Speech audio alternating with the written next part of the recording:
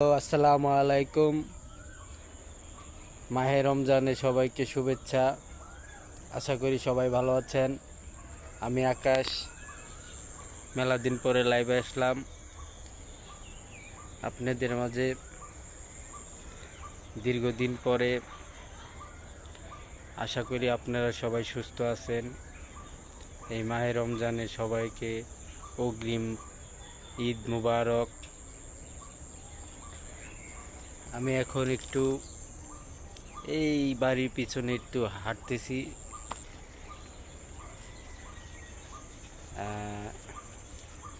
আশা করি সবাই ভালো থাকবেন। একটু বিকালবেলা আসলাম হাঁটার জন্য।